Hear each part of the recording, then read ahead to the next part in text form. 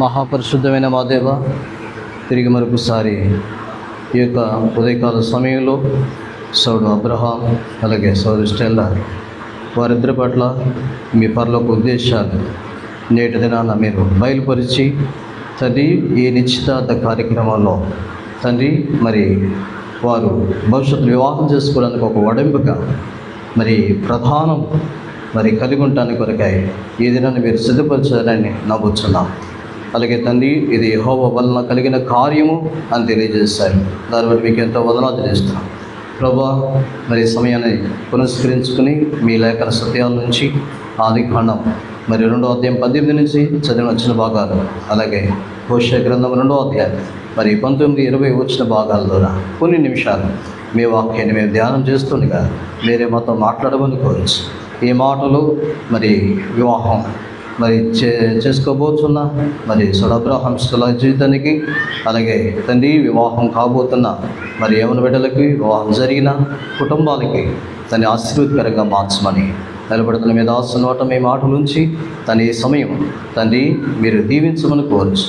తెరవని ఆకాశం, ప్రొతలేని ఆత్మ స్వాతంత్ర్యాన్ని మీరు అనుగ్రహింపజేసి తన్ని మీరే మహిమ పొందమని తండ్రి మీరు మా మధ్య సంచరించి మహిమ పొందని కోరుతూ ప్రతి ఒక్కరూ కూడా దేవుని ఎడల భయభక్తులు కలిగి మీ వాక్యాన్ని శ్రద్ధతో వినే భాగ్యాన్ని అనుగ్రహింపచేయమని విశ్వాసంతో మీ ప్రభుత్వం తిరిగొస్తూ మహిమ ఘనత స్తుతి ప్రభావం మీకు ఆరోపిస్తూ యేసుక్రీస్తు వారి శ్రేష్టమైన పరిశుద్ధమైన ఉన్నతమైన నామములో స్తుతించి ప్రార్థన చేసి వేడుచున్నాము తండ్రి, ఆమేన్.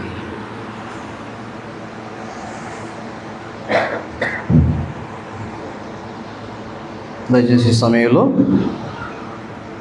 మనం చదివిన ఈ 2 వచ్చిన భాగాల్లో నుండి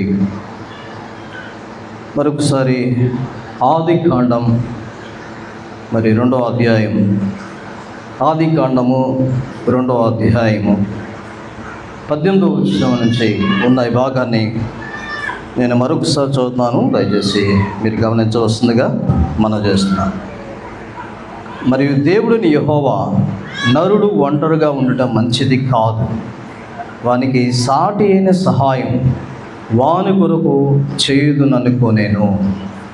దేవుడిని యెహోవా ప్రతి భూజంతువును ప్రతి ఆకాశపక్షిని నేల నుండి నిర్మించి ఆదాము వాటికి ఏ పేరు పెట్టునో చూచుటకు అతని ఎదుగు వాటిని రప్పించెను. జీవగల ప్రతి దానికి ఆదాము ఏ పేరు పెట్టునో ఆ పేరు దానికి కలిగిన.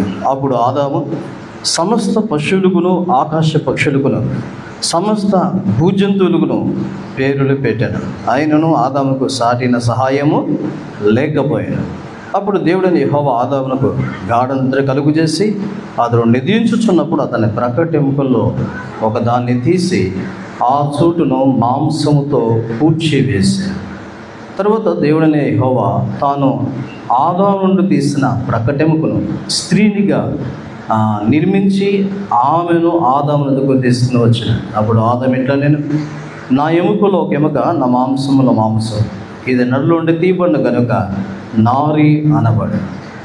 కాబట్టి పురుషుడు తన తండ్రిని తన తల్లిని విడిచి తన భార్యను హత్తుకొని వారు ఏక శరీరమై యుందురు. అలాగే 2వ భాగం మనము దేవుని వాక్యం నుంచి హోషేయ గ్రంథం మరి 2వ అధ్యాయం 19, 20 వచనాలు నేను చదువుతున్నాను. హోషేయ గ్రంథం పాత నిబంధనలో 746 పేజీ 19వ వచనం. నీవు నిత్యము నాకుండునట్లుగా నేను నీతిని బట్టి తీర్పు తీర్చుట వలన దయదాక్షిణ్యములు చూపుట వలనను నిన్ను ప్రధానము చేసుకుందును. నీవు యెహోవాను ఎరుగునట్లు నేను నమ్మకమును బట్టి నిన్ను ప్రధానము చేసుకోను.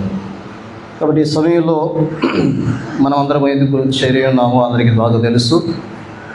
మరి ఈ సమయంలో సహోదరుడు అబ్రహాం అలాగే సహోదరి స్టెల్లా వారి పట్ల దేవుడు కలిగిన పరలోక ఉద్దేశం.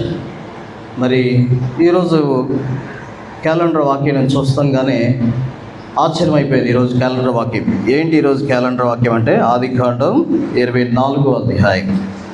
ఆదికాండము 24వ అధ్యాయం మరి 50వ వచనము ఈరోజు క్యాలెండర్ వర్స్. నేను చదువుతున్నా చూడండి, ఆదికాండం 24వ అధ్యాయం 50వ వచనం. లాబానును బెతూయేలును ఇది యెహోవా వలన కలిగిన కార్యం, మేమైతే అవునని కానీ కాదని కానీ చెప్పజాలం. ఒక రాత్రి 1 గంటకల్లా ఈ మెసేజ్ వాట్సాప్ మెసేజ్లో పెడతారన్నమాట. ఈరోజు క్యాలెండర్ వాక్యం ఫిబ్రవరి. ఈరోజు క్యాలెండర్ వాక్యం చూస్తాగా నేను ఆశ్చర్యమైంది ఏంటంటే, ఇది యెహోవా వలన కలిగిన కార్యం. సో వివాహం అనేది లేదా ఒక ఇద్దరు వ్యక్తులు కలిసి నడవటానికి ఎవరు నిశ్చయించాలంటే దేవుడే నిశ్చయించాలి. కాబట్టి ఖచ్చితంగా ఈ దినం మనం నమ్మగలము ఏంటి అంటే, సహోదరుడు అబ్రహాం అలాగే సహోదరి చెల్ల విషయంలో దేవుడు ఏర్పాటు చేసిన దినము, ఏర్పాటు చేసిన కార్యం. కాబట్టి ఇది దేవుని చిత్తానుసారంగా మరి జరుగుతున్న వివాహ నిశ్చితార్థం అనేది మనం అంగీకరించాలి. దేవుడు వివాహానికి ముందే మరి ఆదాము యొద్దకు హవ్వను తీసుకురాక ముందే ఆయన అనుకున్నాడు, ఆదాముకి సాటి అయిన సహాయాన్ని మరి చేయాలని. చూడండి, ఆదికాండం 2వ అధ్యాయం ఈ సమయంలో 18వ వచనంలో మనం చూస్తాం. ఆదికాండం 2వ అధ్యాయం 18వ వచనం. మరియు దేవుడని యెహోవా, నరుడు ఒంటరిగా ఉంట మంచిది కాదు, వానికి సాటి అయిన సహాయం వాని కొరకు చేయుదుననుకొనేను. అంటే దేవుడు అనుకున్నాడు ముందే, అంటే నిశ్చయించాడు, ఉద్దేశించాడు. అందుకనే ప్రధానం అనే మాటకి అర్థం ఏంటంటే నిశ్చయించుట. అందుకే తెలుగు భాషలో ఎంగేజ్మెంట్ని మనము ఏమంటామంటే నిశ్చితార్థం అంటాం. వడింబిక, మాట ఇవ్వటం, అనుకునటం, ఇవన్నీ పర్యాయ పదాలు ఉన్నాయి ఎంగేజ్మెంట్కి తెలుగు భాషలో. నిశ్చితార్థం అంటారు, వడింబిక అంటారు, మాట ఇవ్వటం అంటారు, నిశ్చయించుట, ఈ పదాలన్నీ వాడారు. అయితే దేవుడు అనుకున్నాడు, మరి తీర్మానం చేశాడు. ఎప్పుడు చేశాడంటే 18వ వచనంలో.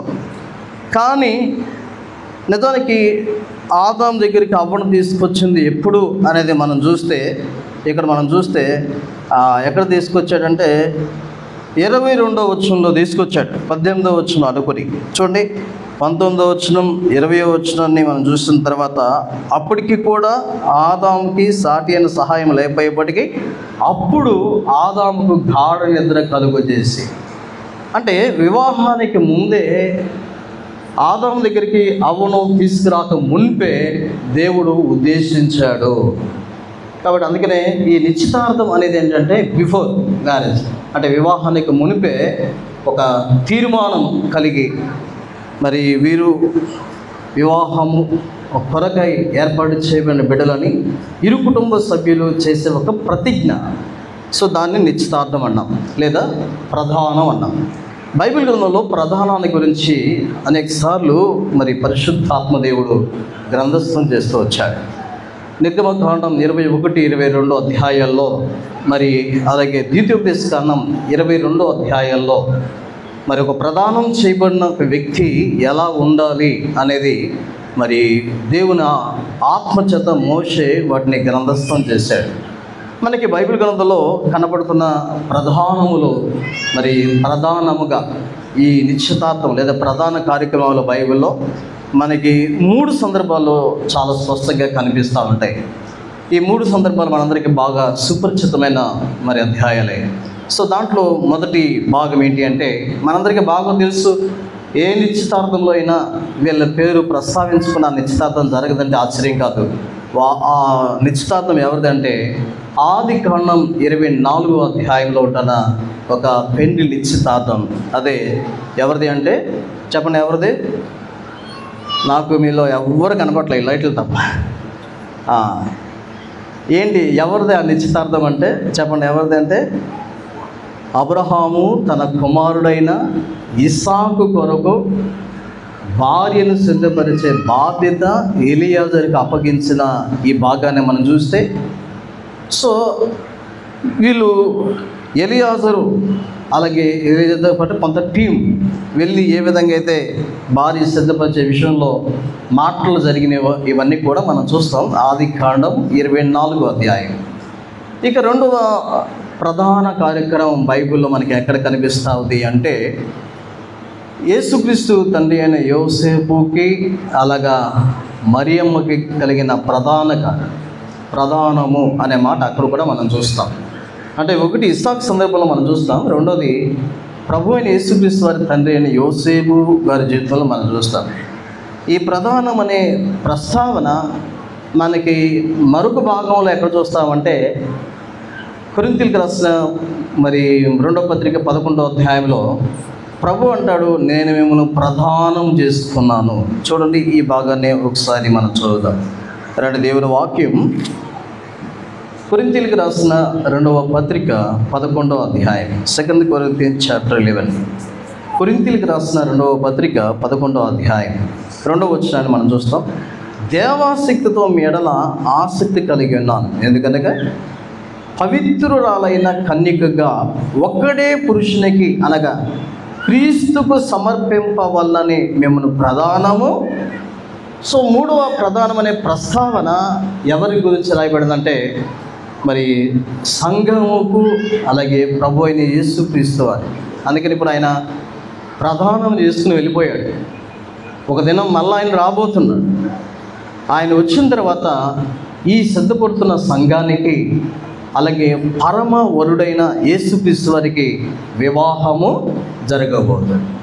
ఇప్పుడు మనం హోషేయ గ్రంథంలో చదివిన భాగం దగ్గరికి మనం వెళ్దాం. రండి, హోషేయ గ్రంథం. ఈ ప్రధానము ద్వారా మనము కొన్ని విషయాలు ఇక్కడ నేర్చుకోవడానికి ప్రయత్నం చేద్దాం.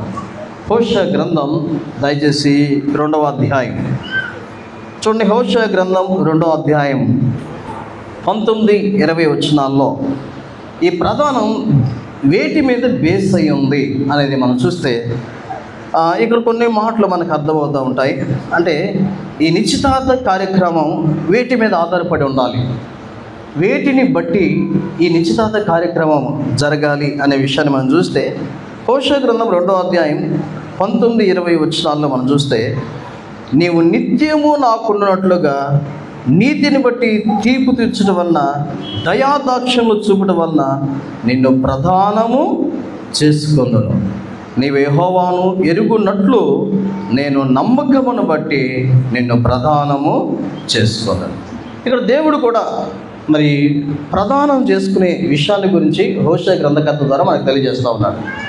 సో ఈ నిశ్చితార్థ కార్యక్రమం అంతా కూడా ఈ వచనాలను బట్టి మనం అర్థం చేసుకుంటే కొన్ని విషయాలను బట్టి ఈ కార్యక్రమం జరగాలి. అంటే ప్రాముఖ్యంగా సోదరుడు అబ్రహాం అలాగే సోదరి స్టెల్లా జీవితంలో ఈ నిశ్చితార్థ కార్యక్రమం అంతా కూడా కొన్ని ఆత్మ సంబంధమైన విషయాల మీద డిపెండ్ అయ్యి ఆధారపడి మాత్రమే ఈ కార్యక్రమం ముందుకు వెళ్ళాలి. సో దాన్ని బట్టి మనం చూస్తే దేన్ని బట్టి ఆయన ప్రదానం చేసుకుంటున్నాడు అంటే మొదటిది 19వ వచనం చివరి భాగంలో నేను జ్ఞాపకం చేస్తున్నాను, దయాదాక్షిణములు చూపుట వలన. అంటే దేవుడు మనల్ని ప్రధానం చేసుకుని వెళ్ళాడు అనేది మనం చూస్తున్నప్పుడు, ఒక దినం మళ్ళా ప్రభువైన యేసుక్రీస్తు వారు వచ్చినప్పుడు మధ్యాకాశంలో ఆయనతో పాటు దేవుని సంఘానికి అంటే మనందరికీ గొప్ప వివాహం జరగబోతుంది అని మనం తెలుసుకుంటున్నప్పుడు దేనిని బట్టి అంటే దయాదాక్షిణ్యము. ఇక్కడ మనం చూస్తే దీని ఇంగ్లీష్ వర్షన్లో ఎలా ఉంటుందంటే లవింగ్ కైండ్నెస్ అన్నారు, అంటే ప్రేమ వలన. సో అంటే ఈ నిశ్చితార్థ కార్యక్రమంలో మనం దేన్ని బేస్ చేసుకుని ముందుకు వెళ్తామంటే లవ్, ప్రేమ.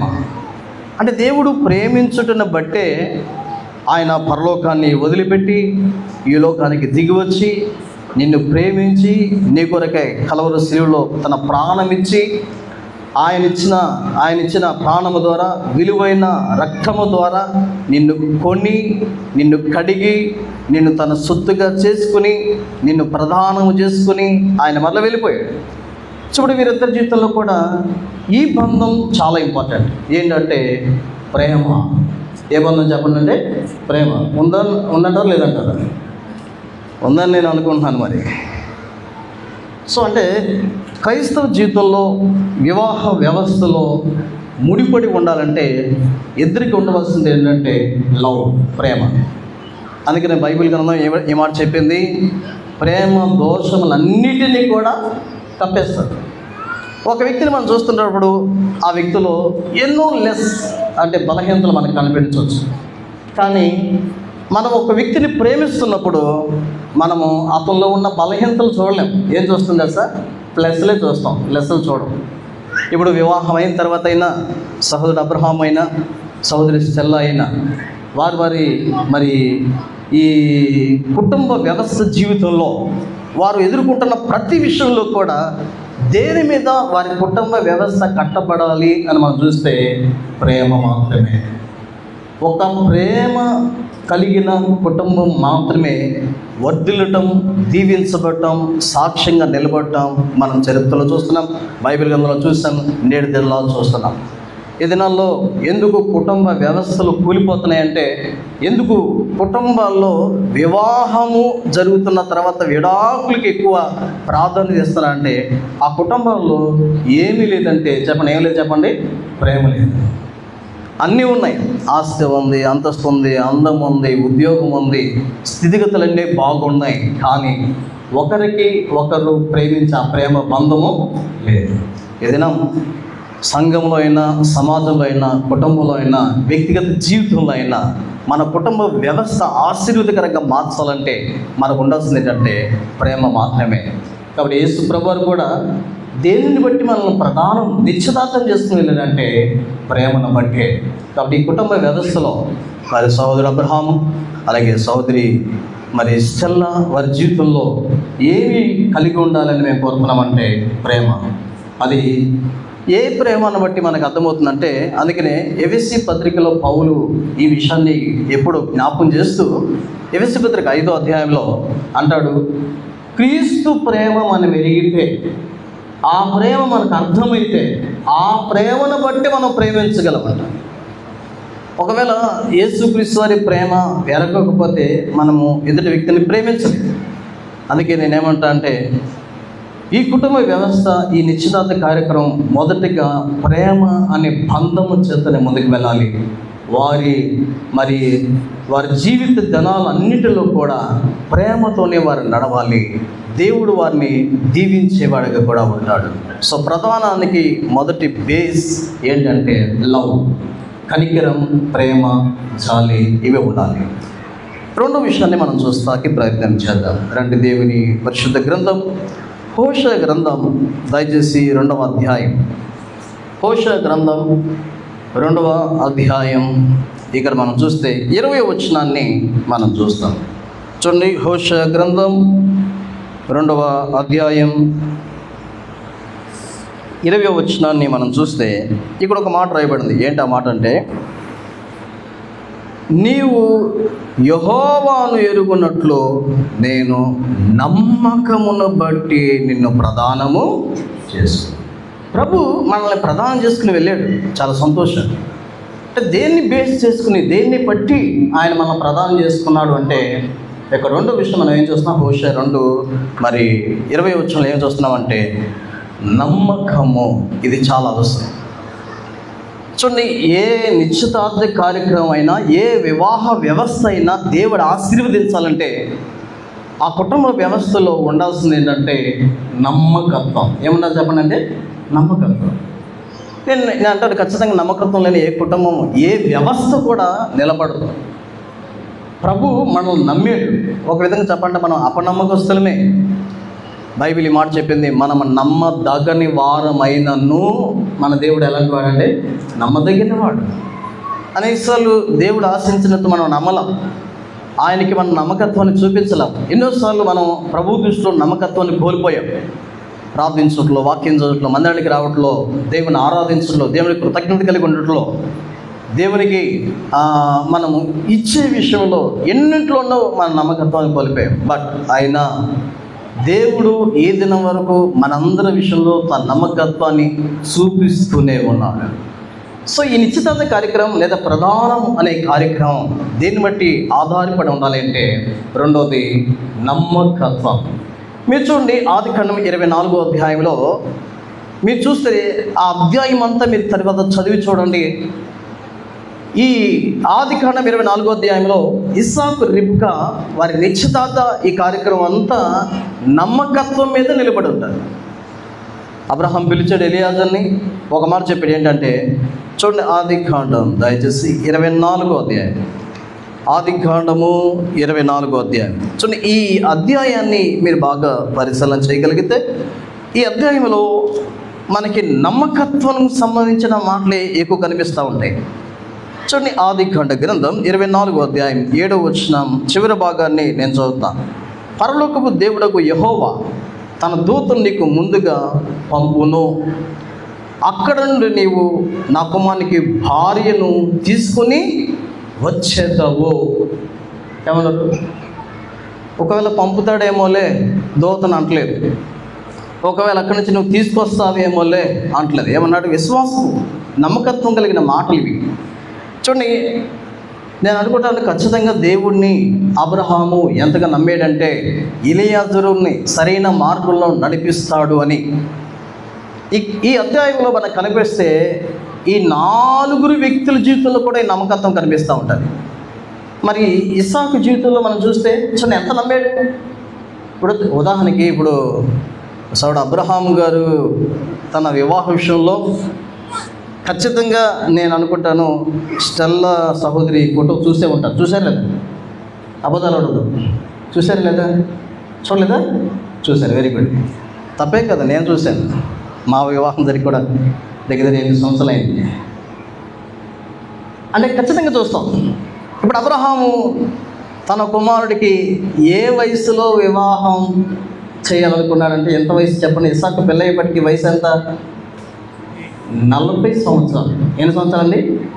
40 years. 40 సంవత్సరాలు వచ్చిన ఏ యవనస్తుడైనా తల్లిదండ్రుల మీద నమ్మకం ఉంచి వివాహము ముందుకెళ్తాడా, లేదా ముందే చూసుకుని వచ్చేస్తాడా? ముందే చూసుకుని వచ్చే అమ్మ ప్రార్థన చేయండి మీ కోటలను చూసారంటారు. ఈ దినాల్లో అయితే చాలా స్థలాలు అలా కనిపిస్తూ ఉన్నాయి. కానీ ఇస్సాకు నమ్మకం ఏంటి తెలుసా? నా తండ్రి నాకు యోగ్యమైన స్త్రీని చూస్తాడు. అయ్యా ఇస్సాకు, నీ కొరకు ఒక భార్యను సిద్ధపరుస్తున్నాము, ఆమె పలానా ఊర్లో ఉంది, ఇదిగో ఎలియాజరుని పంపిస్తాను అనే మాటే చెప్పలా. కాబట్టి ఇస్సాకు అబ్రహామును నమ్మాడు. అది చూసారు బిల్డ్ దేని మీద అంటే విశ్వాసం. అబ్రహాము దేవుని నమ్మాడు, దూతను పంపుతాడు, భార్యను తీసుకొస్తాడు అన్నాడు. ఇస్సాకు తండ్రిని నమ్మాడు. ఇప్పుడు రేపుగా అప్పుడు ఎలియాజరుకి వచ్చేప్పటికి ఎలియాజరు కూడా ఒక సూచన వేసి దేవుణ్ణి నమ్మినట్లు మనము అక్కడ కూడా చూస్తూ ఉంటాం. ఇప్పుడు ఇదంతా అయిపోయిన తర్వాత వాళ్ళ ఇంటికి వచ్చాడు ఎలియాజరు, మాట్లాడుతున్నాడు. ఆదికాండం 24వ అధ్యాయం, జెనసిస్ చాప్టర్ 24. చూడండి, ఆదికాండం 24వ అధ్యాయం వర్స్ 49, 49వ వచనం. కాబట్టి నా యజమానుని ఎడల మీరు దయను నమ్మకమును కనపరిచినలా అదే నాతో తెలియచెప్పాడు. సో ఆ కుటుంబం కూడా నమ్ముతుంది. అక్కడ కూడా మనకేం కనపడుతుందంటే విశ్వాసమే. ఇప్పుడు చూడండి, రేపుకమ్మ చిన్నపిల్ల 10 రోజుల నుంచి పంపిద్దామంటే అసలు ఆమెను అడుగుదాం ఏమంటుంది. ఆమె దగ్గరికి వెళ్ళి అడిగారు. ఆదికాండం 24, ఆదికాండం 24వ అధ్యాయం 58వ వచనాన్ని నేను చూస్తాను. రిబ్కాని పిలిచి ఈ మనుషులతో కూడా వెళుదవా అని ఆమెను అడిగినప్పుడు వెళ్ళేదను. ఆమె నవ్వుతుంది. అదేంటి అసలు ఇంతవరకు ఆయన ఎవరో తెలియదు, ఎలియాజరు చూడలేదు, ఇస్సాకు గురించి తెలియదు, ఆ విషయాలు ఏమి కూడా ఆమెకు చెప్పలేదు, ముందే ఆమె సిద్ధపరచలేదు. కానీ ఆమెను అడుగుతాగానే వెళ్తావా? ఎస్ వెళ్తాను అంటే. అందుకే అంటాను కుటుంబ వ్యవస్థ దేని మీద బేస్ అయి ఉంటుంది అంటే విశ్వాసం, నమ్మకం. మనం ముందుగా దేవుణ్ణి నమ్మితే ఆ విశ్వాసాన్ని బట్టి మనం ఒకరినొకరు నమ్ముతాం. చూడండి అంటే ఖచ్చితంగా అబ్రహాము అంటే అబ్రహాం కాదు, ఈ అబ్రహాము సెల్లను నమ్మాలా. మరి సెల్లా కూడా ఎవరు నమ్మాలమ్మా? ఎవరు నమ్మాలి చెప్పండి? అబ్రహాం. అంటే ఈ బాండింగ్, ఈ బంధం, ఈ విశ్వాసము చేతనే ఒక నిశ్చితార్థం అనే కార్యక్రమాన్ని మనం ముందుకు తీసుకెళ్ళగలం. సో దీనిని బట్టి వారి కుటుంబ జీవితం అంతట్లో కూడా ఒకరినొకరు నమ్మటం ద్వారా, దేవునికి నమ్మకంగా జీవించడం ద్వారా. అందుకని బైబిల్లో అనేకమైన వచ్చిన భాగాలు ఉన్నాయి. సామెతల గ్రంథం 28వ అధ్యాయంలో మనం చూస్తాం, నమ్మకమైన వానికి అనేకమైన మెండైన మేలులు. చూడండి ఎన్ని ఆశీర్వాదాలు ఉంటున్నాయి. అందుకే 101వ కీర్తన 6వ వచనంలో ఆయన దేశంలో ఎవరిని చూస్తాడంటే దేవుడు నమ్మకస్తులైన వారిని మాత్రం వెతుకుతాడు. ఎందుకంటే ఆయన కావాల్సిన నమ్మకస్తులే, అపనమ్మకస్తులే కాదు. కాబట్టి ఈ ప్రధానం అనే కార్యక్రమంలో మొదటిది ప్రేమ ఉండాలి. ప్రేమ చేతనే ఈ కార్యక్రమంలో మనం ముందుకెళ్ళగలం. రెండవది విశ్వాసం, నమ్మకం, ఒకరినొకరు నమ్మటాన్ని బట్టి. సో నమ్మకము లేని స్థలములో మనం ఏమి ఆశించటం లేదు. ఎందుకంటే నమ్మకము లేని చోట సమస్తం కూలిపోతుంది. అది ఏదైనా సరే, అది ఒక బిజినెస్ అయినా, అది ఒక కుటుంబ వ్యవస్థ అయినా, అది సంఘ వ్యవస్థ అయినా. సో నేను ఏమంటా అంటే ఖచ్చితంగా వారి ఒకరినొకరు నమ్ముతూ మరి దేవుడు నడిపించిన విధానంలో వారి ముందుకు వెళ్ళాలి. దేవుడు వారిని మెండుగా ఆశీర్వదిస్తాడు. ఎక్కడైతే నమ్మకత్వానికి లోటు కలుగుతుందో అక్కడ మనము దేవుని కార్యాలు చూడలేము అనేది మేము తెలియజేస్తా ఉన్నాం. మూడవది రండి, హోషేయ గ్రంథం కొంచెం ముందుకు వెళ్దాం. హోషేయ గ్రంథం రండి, దేవుని మహాపరిశుద్ధ గ్రంథంలో ఉండి హోషేయ గ్రంథం ప్రధానం దేని మీద బేస్ అయి ఉంటుంది అనేది మనం చూస్తాం. హోషేయ గ్రంథం 2వ అధ్యాయం మరొకసారి 19వ వచనాన్ని నేను చదువుతాను. నీవు నిత్యము నాకున్నట్లుగా నేను నీతిని బట్టి. చాలు. ఇక్కడ మరొక విషయం కూడా, ప్రధానం అనేది దేన్ని బట్టి అంటే చెప్పండి, దేన్ని బట్టి బేస్ అయి ఉందంటే రైచియస్నెస్, నీతిని బట్టి. అందుకనే కొరింథీయులకు రాసిన 2వ పత్రిక 11వ అధ్యాయం 2వ వచనం మనం చూస్తాం. పవిత్రురాలైన కన్యకగా ఉన్నట్లు నేను నిన్ను ప్రదానము చేసుకుంది. అందుకని ఈ వివాహానికి మనం ఏం పేరు పెట్టామంటే, పెళ్లికాటులో ఈ పేరు వేస్తామట, పరిశుద్ధ వివాహము నందు జతపరచబడుచున్నారు. చూడండి, అందుకనే ప్రభు మనల్ని ఎలా చేసి ప్రదానం చేసుకున్నాడంటే, వాస్తవంగా అందరూ పాపులు. బైబిల్ చెప్తుంది ఏ భేదం లేదు, అందరూ పాపం చేస్తే దేవుడు అనుగ్రహించే మహిమను పొందలేకపోతున్నారు. నీతిమంతుడు లేడు, ఒక్కడో లేడు. ఆకాశం కింద భూమి మీద 6 నెలల ప్రపంచంలో ఉన్న ప్రతి ఒక్కరు కూడా పాపంలో పుట్టిన వారే. నాట్ ఓన్లీ బైబిల్ మాత్రమే కాదు, ఇప్పుడు ప్రతి మత గ్రంథంలో మనం చూడగలం ఏంటంటే మనుషులందరూ భూమి మీద పాపులే. పాపం ద్వారా వచ్చే నరకానికి పాత్రులే. నరకానికి మనం ప్రయాణం చేస్తున్నప్పుడు, నరకానికి మనం వెళ్తున్నప్పుడు దేవుడు మనల్ని ప్రేమించి నరకం నుంచి తప్పించడానికి లోకానికి వచ్చి 2000 సంవత్సరాల క్రితం అత్యున్నత సింహాసనం మీద ఆసీనుడైన ఆ దేవుడు మహాగుణుడు, మహోన్నతుడు, మహా ఉన్నతమైన పరిశుద్ధ స్థలాల్లో ఆయన మాత్రం వసించుతున్న దేవుడు, కోటాను కోట్ల దేవతలతో 24 పెద్దలతో 4 జీవులతో మానక నిత్యము పరిశుద్ధుడిని ఆరాధించబడుతున్న ఆ దేవుడు మనల్ని ప్రేమించి నిన్ను నన్ను పవిత్రులుగా చేయడానికి కొరకు ఈ లోకానికి వచ్చి కలవరిశుల్లో పవిత్రమైన రక్తాన్ని చెందించాడు. యేసు రక్తం ప్రతి పాపముని మనల్ని కడిగే పవిత్రులుగా చేస్తుంది.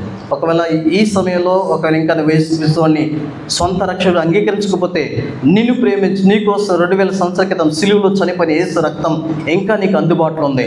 ఆయన నిన్ను కడగటానికి, నిన్ను శుద్ధీకరించడానికి, నిన్ను పవిత్రపరచడానికి ఆయన సిద్ధంగా ఉన్నాడు. ఇప్పుడు నీతిమంతులుగా మార్చి ఆయన మనల్ని ప్రదానం చేసుకున్నాడు. ఇప్పుడు చూడండి, అందుకనే మనం ఈ సందర్భం కూడా ఆదికాండం 24లో చూడగలం. రండి, వారిద్దరి సాక్ష్యాన్ని మనం చూస్తే ఆశ్చర్యపోతాం. రండి, రెబెక్కమ్మ జీవితాన్ని మనం ఏం చూస్తామంటే ఆదికాండం 24వ అధ్యాయం ఆమె గురించి ఇవ్వబడిన గొప్ప సాక్ష్యం ఏంటి? ఆదికాండం 24వ అధ్యాయం చూడండి, ఈ మాట మనం జ్ఞాపకం చేసుకుందాం. 16వ వచనాన్ని నేను చదువుతున్నాను. ఆదికాండం 24వ అధ్యాయం 16వ వచనం. ఆ చిన్నది మిక్కిలి చక్కనిది, ఆమె కన్నిక ఏ పురుషుడును ఆమెను కూడలేదు. అలాగే ఆదికాండం మరి ఇస్సాకు జీవితాన్ని మనం జ్ఞాపకం చేసుకుంటే ఆదికాండం 25వ అధ్యాయం 20వ వచనాన్ని మనం చూస్తే, ఇస్సాకు పద్దనరాములో నివసించు సిరియా వాడిన బెతేలు కుమార్తెకు సిరియా వాడైన లాబాను సహోదరునైన రిబ్కాను పెళ్లి చేసుకున్నప్పుడు 40 సంవత్సరముల అంటే వాళ్ళిద్దరి జీవితంలో దేవుడు ఏం చూస్తాడంటే హోలీనెస్. ఏం చూస్తాడు చెప్పండి? పవిత్రత. సో అందుకనే నిశ్చితార్థం లేదా వివాహ వ్యవస్థ దేని మీద మనం నిలబెట్టగలమంటే, దేన్ని బట్టి మనం ముందుకెళ్ళగలమంటే పవిత్రత. అందుకని మరి వివాహం అయిన తర్వాత కూడా ప్రమాణం చేస్తాం, నిన్ను గాక నేను వేరొక వారిని వల్లనండి అనే ప్రమాణాలు మనం ఉంటాయి. అందుకనే పవిత్రత చాలా ఇంపార్టెంట్. దేవుడు మన కుటుంబ వ్యవస్థను దీవించాలంటే, ఆశీర్వదించాలంటే వీళ్ళిద్దరూ కూడా వారు ఏకశరీరంగా జీవిస్తూ వారు తమ జీవితంలో పవిత్రతను కాపాడుకున్నప్పుడు దేవుడు వారిని బహుగా దీవిస్తాడు. అర్థమైందా? సో అది హోలీనెస్. అందుకే నీవు ఏ పరిస్థితులు వచ్చినప్పటికీ కూడా సెల్లాకే నీకు ప్రాధాన్యత ఇవ్వాలి. ఆమె విషయంలోనే నువ్వు అన్ని విషయాలకి ముందుకు వెళ్ళాలి. అలాగే సెల్ల విషయం కూడా, అబ్రహాం గారి విషయంలో నేను ఎందుకంటాను, ఈ పవిత్రత ద్వారానే కుటుంబ వ్యవస్థ నిలబడుతుంది. ఈ దినాల్లో ఎన్నో కుటుంబ వ్యవస్థలు కూలిపోవడానికి కారణం ఏంటంటే వారు దారి తప్పడాన్ని బట్టి, వారు తొందరపడటాన్ని బట్టి, వారు వాక్యానికి వెలుపల జీవించడాన్ని బట్టి. సో అందుకే ఈ ప్రధాన కార్యక్రమంలో మనం చూసే మూడోది ఏంటంటే హోలీనెస్. దీని మీద బేస్ అయ్యి ఉండాలి. సో మీరు దేవుని దృష్టిలో యోగ్యకరంగా, అలాగే మీ ఘటాలు ఎలా ఉండాలంటే, అందుకే పౌలు చెప్పారు కదా, చూడండి తెస్సలోనికీయులకు రాసిన పత్రికలో అపోస్తలుడైన పౌలు ఈ మాట చెప్పారు. మన దేహాలను లేదా మన ఘట్టములను, తెస్సలోనికీయులకు రాసిన మొదటి పత్రిక 4వ అధ్యాయం 4-5 వచనాలు నేను చదువుతాను. 3-4-5 వచనాలు. మీరు పరిశుద్ధులకుటియే, అనగా మీరు జారత్వంకు దూరంగా ఉండుటియే దేవుని చిత్తం. మీరు ప్రతివాడు దేవుని ఎరగని అన్యజనుల వలె కామాభిలాషిందు కాక పరిశుద్ధత యందును ఘనత యందును తన ఘటమును ఎట్లు కాపాడుకోవడం వల్ల అది ఎరుగుయుండుటే. సో అందుకనే అంటాను, హోలీనెస్ చాలా ఇంపార్టెంట్. మన కుటుంబ వ్యవస్థ బాగుపడాలంటే ఇదే.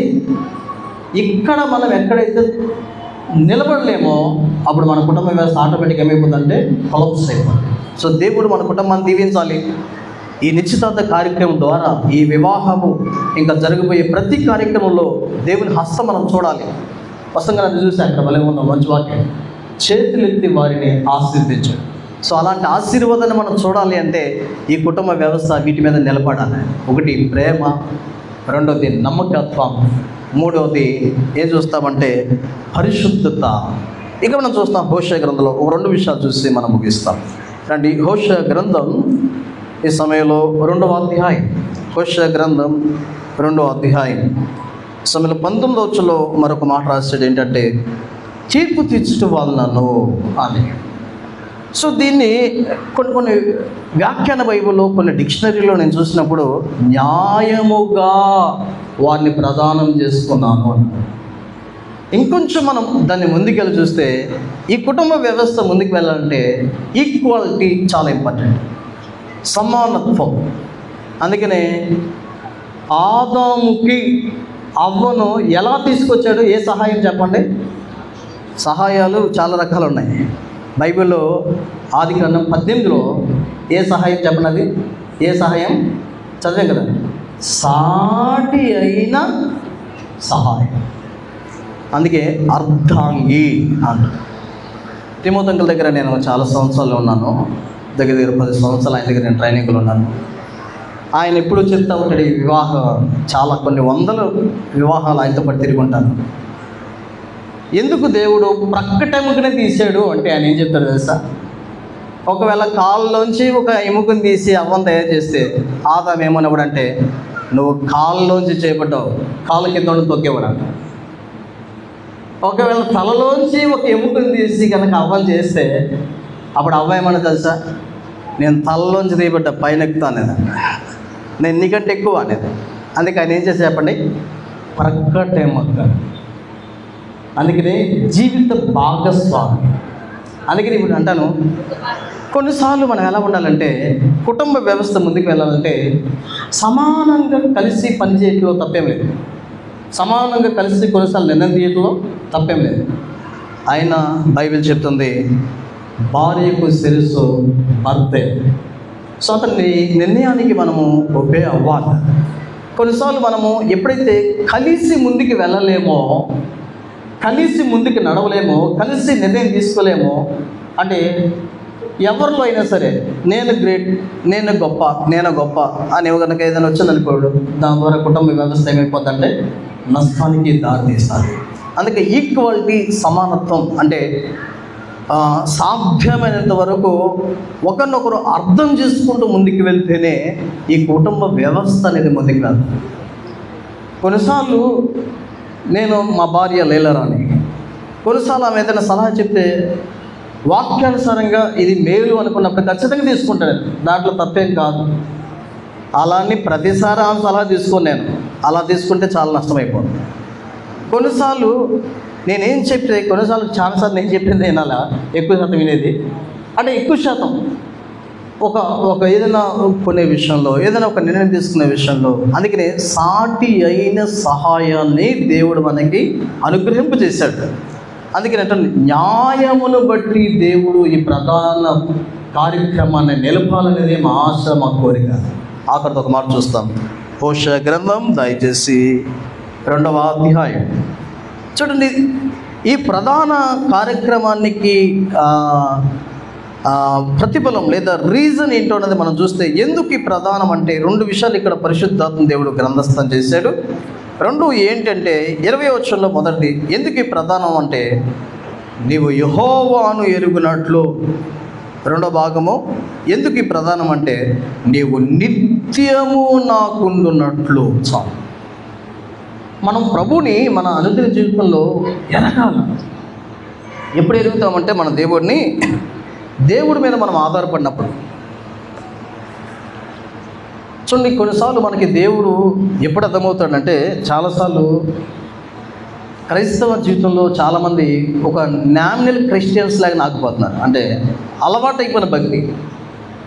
కానీ ప్రభువును రుచిస్తే ఆయన ఏంటో నీకు అర్థమవుతుంది. అంటే అందుకనే కుటుంబ వ్యవస్థలో సమస్యలు వస్తాయి రావా? ఏమా వస్తాయి రావా? చేతులు ఎత్తండి. అసలు మీ కుటుంబంలో సమస్యలే రాలేదా? కొంతమంది కుటుంబాలకి సమస్యలు తప్ప ఇంకేముండవు. కానీ ఎందుకు దేవుడు అనుమతిస్తాడు? దేవుని చిత్తంలో చేసిన, వాగ్దానంతో చేయబడిన, ఇది యెహోవా వలన కలిగిన కార్యం అనుకున్నా వస్తాయి కొన్ని సమస్యలు. ఈ ప్రతి సమస్యలో మనం వాళ్ళ తల్లిదండ్రులకో వేరే తల్లిదండ్రులకో ఫోన్ చేస్తే తిమోతికి ఏమంటారంటే, మండుతున్న మంటలో కొద్దిగా నూనె పూసినట్టు అవుతుందంట. అబ్రహాం గారు వాళ్ళ పేరెంట్స్ని కన్సల్ట్ చేసిన, స్టెల్లా సహోదరి మరి వాళ్ళ తల్లిదండ్రులకి ఈ విషయాలు చెప్పిన సమస్య పెరుగుద్ది తప్ప సమస్య తగ్గదు. ఏ సమస్య వచ్చినా, ఏ అవసరత వచ్చినా, ఏ పరిస్థితి అయినా ఎవరి దగ్గరికి రావాలంటే చెప్పండి, దేవుడి దగ్గరికి. ఆయన మీద ఆధారపడటం, ఆయన అడగటం, ఆయన దగ్గర నేర్చుకోవటం, ఆయన దగ్గర పొందుకోవటం, ఆయన ద్వారా నిలబడటం, మన యెహోవాని ఎక్కువ పరిచయం చేసుకోగలం. చూడండి, దేవుణ్ణి మనం ఎక్కువగా ఎరగాలనే కొన్నిసార్లు ప్రభు మన జీవితంలో అన్ని పరిస్థితులు కూడా అనుమతిస్తాడు. సో ఏటిలో భయపడాల్సిన పని లేదు, ఎందుకంటే మనం వాగ్దానముల ద్వారా ముందుకు వెళ్తాం. అందుకనే దేవుడు ఏది చేసినా ఒక నిత్యత్వానికి సంబంధించింది. ఇక్కడ మనం చూస్తాం, నిత్యము నీవు నాకు ఉండునట్లుగా. అందుకే కొన్ని వ్యాఖ్యాన బైబిల్లో దీని అర్థం ఏంటి అని నేను చూశాను ఉదయకాలం. చూస్తే వాళ్ళు ఏం రాస్తారంటే, శాశ్వత కాలము నువ్వు నాకు భారీగా ఉండాలని అనే మాట. అందుకనే వారి కుటుంబ వ్యవస్థ ఒక నిత్యత్వం మీద, ఎటర్నిటీ మీద ఆధారపడి ఉండాలి. సో మన దేవుడు నిత్యమైన దేవుడు. ఆదికాండం 21:33లో చెప్పండి, నిత్యమైన దేవుణ్ణి అబ్రహాం చూడగలిగాడు. ఆయన చేసే ప్రతి కార్యక్రమం నిత్యం. ఆయన ప్రేమ నిత్యమైనది. శాశ్వతమైన ప్రేమతో ఆయన మనం ప్రేమిస్తాం. ఆయన కనికరం నిత్యమైంది. కీర్తన 18:50లో రాయబడింది. ఆయన సంతోషం నిత్యమైంది. యెషయా గ్రంథం 51:11లో రాయబడింది. ఆయన మన కొరకు సిద్ధపరిచే రాజ్యము నిత్యమైంది. దానియేలు గ్రంథం 7:27లో రాయబడింది. ఆ నిత్యమైన దేవుడు నిత్యత్వానికి మనం సిద్ధపరచడానికి ప్రదానం చేసుకుని వెళ్ళాడు. కాబట్టి ఈ కుటుంబం అంతా వారి జీవిత కాలం అంతా మరి ఒకరికొకరుగా తోడుగా ఉంటూ ముందుకు వెళ్ళాలి. సో అలాగ వారిని దీవించాలనేదే మా ఆశ. సో ఈ 500 అనుభవంలో ఈ నిశ్చితార్థ కార్యక్రమం దేవుడు వారిని దీవించినట్లు మేము ప్రార్థన చేస్తాం. దేవుడు ఈ పరిశుద్ధ వాక్యాన్ని మన వెనుకల్లో దీవించునగాక. ఆమేన్.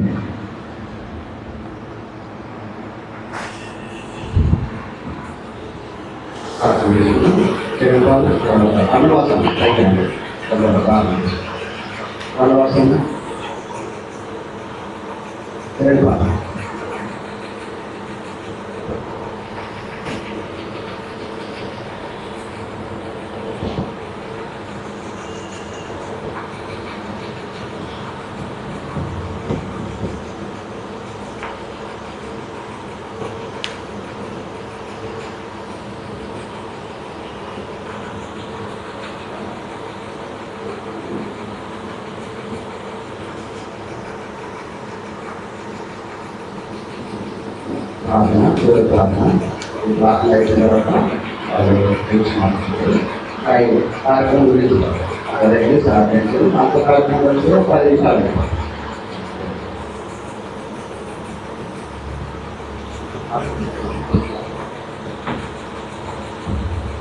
ప్రార్థన చేసుకుంటాం. అర్థం చేసుకొని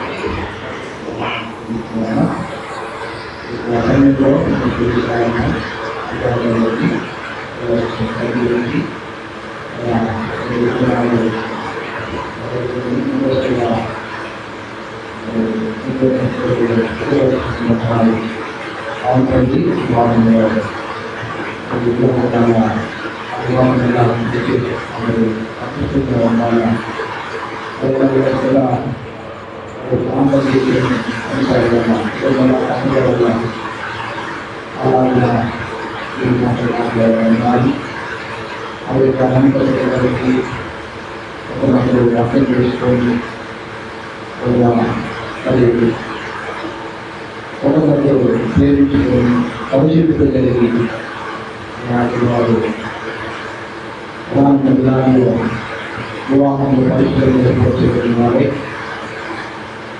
వారి యొక్క వివాహం అబంధాన్ని పటిష్టపరుచుకొని నేను ఆనందించాలని సహాయపడండి. ఈ వాక్యాన్ని సమస్య చేయండి. రాని దినాల్లో పరిష్కరి వివాహం కలిగే మానసికంగాను శారీరకంగాను ఆత్మీయంగాను సిద్ధపరిచి నేను వాళ్ళని రక్షించుకోకండి. ముందు సమయాన్ని జీవితంలో చేయండి. యేసు ప్రభు నామములో ప్రార్థిస్తున్నాము.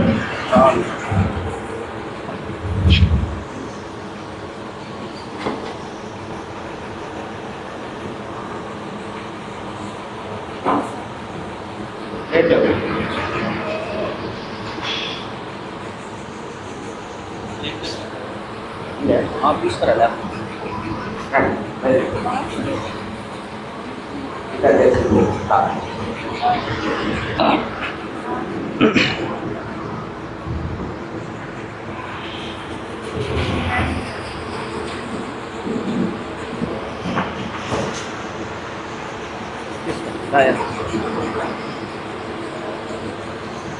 వచ్చేసాయి.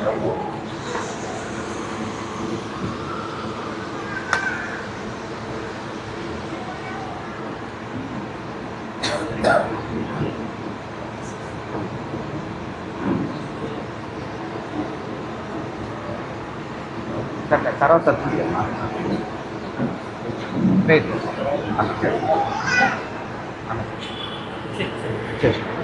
ప్రార్థన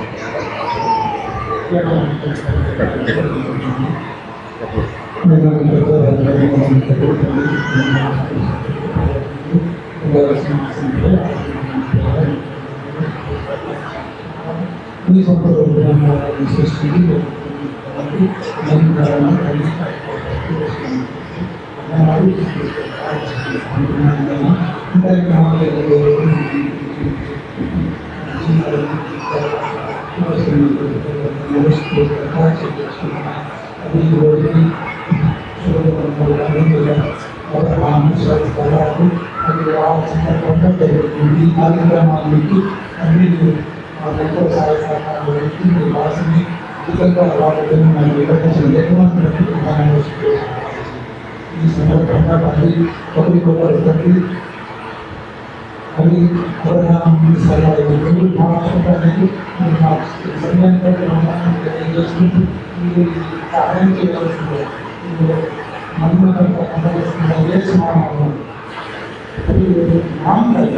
ఆమేన్.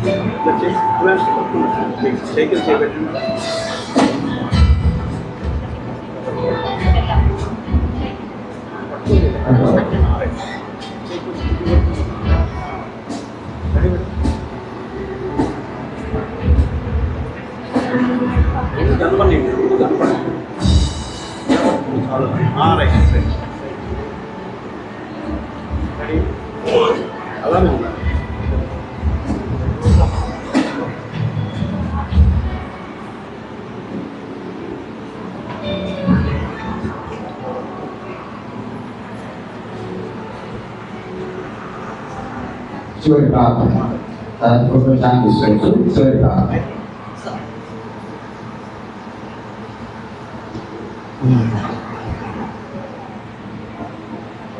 చివరి ప్రార్థన అయినాక భోజనాలు ఉన్నాయి. అందరూ భోజనం చేసి మరి వచ్చినటువంటి అందరూ కూడా కలిసి వెళ్ళండి. తీసుకెళ్ళాలని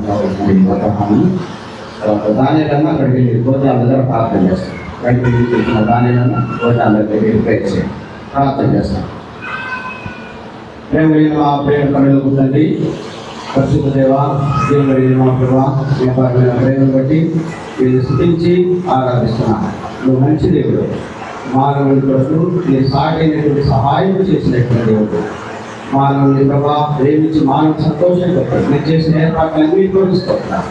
ఇది నా ప్రభా మరి నా సత్యాత్మ సువర్ణంగా మరి ప్రేమించి బహుమానం ఇచ్చినటువంటి కుమారు అబ్రహాం కొరకు ఎరుసలేములో ఉన్నారు. మరి అబ్రహాం విషయంలో తండ్రి మీరు చేస్తున్న వేలు కొరకు ఉన్నారు. అంటే ఎవరు చాపమర్చి స్టెల్లా కొరకు చాలింపు కొరకు ఉన్నారు. మరి స్టెల్లా అబ్రహాం ఇద్దరు ఇక నాన్న ఎంగేజ్మెంట్ విషయంలో మీరు చేసిన వేలు కొరకు ఉన్నారు. వారి యొక్క ప్రధాన కార్యక్రమం ఎలా ఉండాలో రాసిన హెచ్చరించిన ఆ మాటలన్నీ వారి హృదయాల్లో ఉంచండి. ఆయన నీతి కలిగినటువంటి జీవితం, నమ్మకం కలిగినటువంటి జీవితం, దయా దాక్షిణ్యం కలిగినటువంటి జీవితం, న్యాయమైనటువంటి జీవితం, దీనిని బట్టి వాళ్ళ కుటుంబ వ్యవస్థ ఆశీర్వదించబడినట్టు సహాయం చేయండి. జరిగిన కార్యక్రమం అంతటి ప్రభావం దీవించడానికి ఉన్నారు. కాగలిగిన బంధువులు, స్నేహితులు, ఇరు పొరుగు వారు, కుటుంబీకులు అందరిని బట్టి ఉన్నారు. దీవించండి. ఆయన దగ్గర ముందు 4 వారాలు కూడా మీరు చూసి దయచేయండి. 4 స్తోత్రాలు చెల్లిస్తూ కృతజ్ఞతతో భోజన సహవాసం కూడా దీవెనకరంగా చేయండి. కృతజ్ఞతతో యేసు ప్రభువును శ్రేష్టమైన ప్రార్థించి స్తుతించని పెట్టున్నాం తండ్రి. ఆమేన్. తండ్రి అయిన దేవుడి ప్రేమ, కుమారుడైన యేసుక్రీస్తు ప్రభు యొక్క కృప, పరిశుద్ధాత్మ దేవుని అన్యోన్య సహవాసము మనకు తాను ప్రేమించు వారందరికీ చేరి వచ్చిన ప్రియులకు అబ్రహాముకు, స్టెల్లాకు సదాకాలం తోడేది ఆశీర్వదించును గాక. ఆమేన్. గొప్ప దేవుడావు నీవే, స్తుతులకు పాత్రుడా నీవే. గొప్ప దేవుడావు నీవే, స్తుతులకు పాత్రుడా నీవే.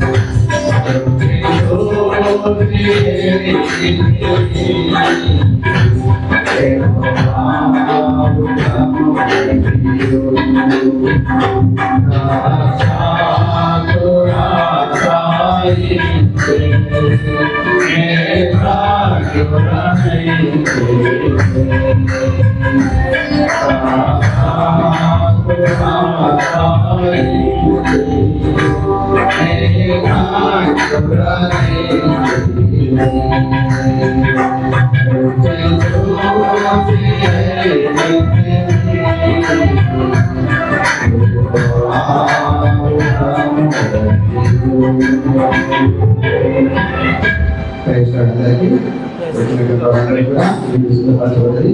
అందరూ రోజు చేసి అందరూ కలిసి వెళ్ళండి.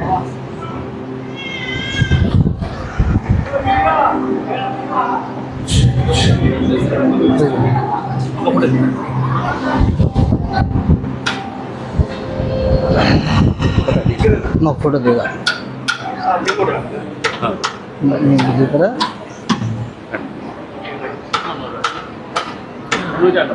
అందరూ సరే అందరూ సరిపోతారా?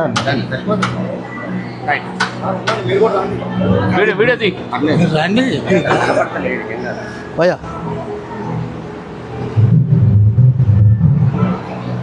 ఇది దీంతో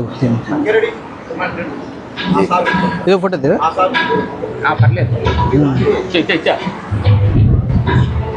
దీంతో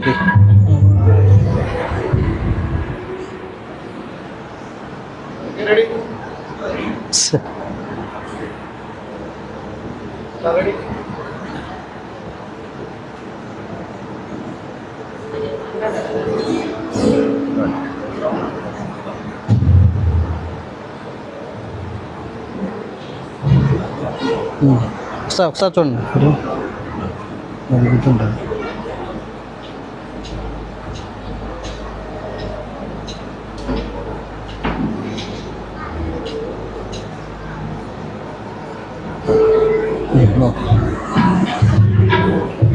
సరే